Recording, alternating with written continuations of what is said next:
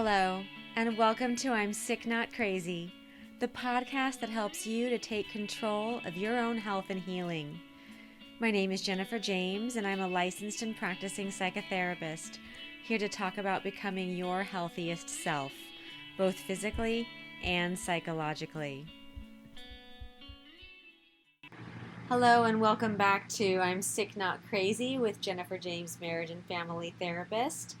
Today I want to talk about overcoming tribalism and moving toward understanding. In a year where I feel like I'm huddled in the quiet place at the center of a tornado, I've been spending a lot of time watching the swirling whirlwind around me and marveling at its cruelty.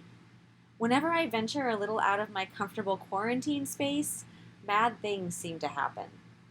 A few days ago, I commented on an article online, and every day since, I've been barraged by people accusing me of intellectual, educational, and moral degeneracy. These people don't know anything about me except for one line of text, and based on that, they feel entitled and even morally obligated to treat me like an enemy. What's more, I understand the urge. Sometimes people express opinions that fill me with righteous anger, and I wonder how anyone could possibly think the way that person does. Unless I consciously push back against the hardwired workings of my brain, it will automatically put that person I disagree with into the category of other. A person who is not part of my tribe and not to be trusted. Our brains evolved to classify people in this manner in order to keep us safe. When confronted with someone new, our brains will almost instantaneously assess that person's appearance, demeanor, and attitude and decide if that person is us or other. This was a matter of life or death in antiquity.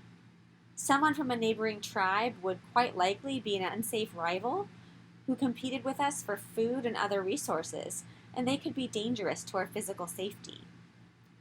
Unfortunately, as the centuries progressed, this hardwiring to the ancient structures of our brains didn't change, and people still unconsciously continue to assess those that are unlike them to be threats. We can easily see this behavior in teenagers who form cliques that are fiercely loyal to each other and who roam school hallways together looking for others to crush. While people gain identity, safety, and companionship from being part of the group, they may also be stifled by it. Those who don't conform to the group norms can end up ousted from the group and find themselves in the cold and frightening role of other. As a result, people stop being creative, stop growing and changing, and stop trying to understand those who are different from them in order to avoid losing their safe place as part of the tribe. Sometimes people will even do things that go against their own moral codes in order to remain in good standing with the group. While we may not form cliques as we get older, we still join and conform to tribes.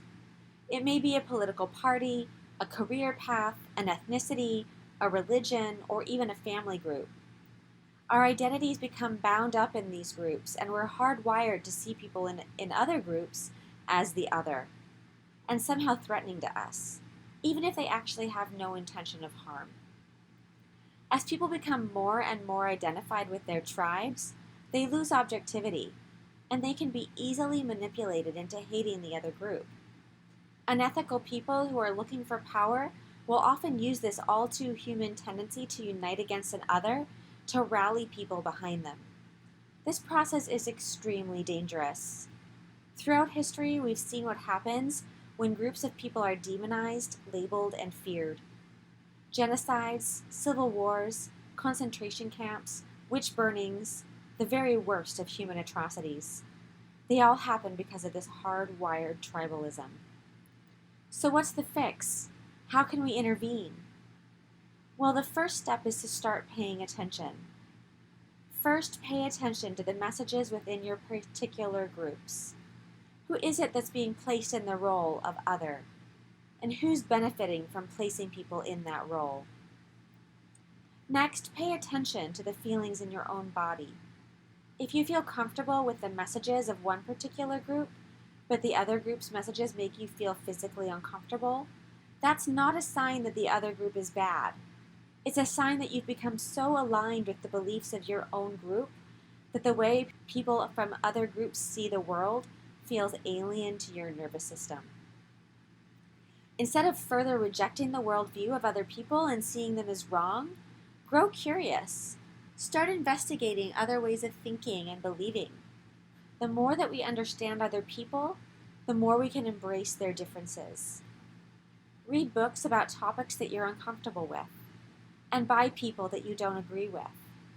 Talk to people from the other group with an open and compassionate heart and mind, and try to understand why they see the world the way that they do. Nobody arrives at their beliefs in a vacuum. They've had life experiences that led them to where they are now. Understanding and knowing these stories breeds compassion, and we're in desperate need of compassion right now. In my work as a therapist, I talk with people from every imaginable group, and I can tell you that suffering and a need for understanding are universal. Showing understanding for someone in a group different from yours is healing for everyone involved. So next time that you're online and see someone posting an opinion that you don't agree with, instead of pelting that person with insults, I encourage you to ask them why they believe the way that they do, and ask it with a truly open mind. If they answer, it might not change your mind, but it might help you to have understanding and compassion for a different way of seeing the world. It might help you to bring that person out of the other category and into the us category. The truth is that we're all human, and while seeking out the differences between us in order to categorize, label, and oppress people might be part of our hardwired nature, I believe that we have the capacity to rise above our hardwiring and make choices. People do it every day. They choose not to punch that person that made them angry, or ram that car that cut them off. We have the capacity to choose our behavior based on our amazing frontal lobes, which give us reason and self-awareness. I encourage you to start viewing people as a tribe of humankind in all of its wondrous and beautiful variety. Maybe then we can start treating each other with true humanity. Thanks so much for listening. I look forward to talking to you next week.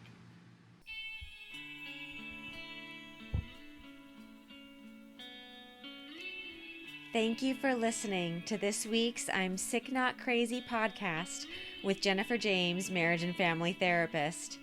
Please remember that this podcast is educational in nature, and it's not meant to substitute for medical or psychological advice.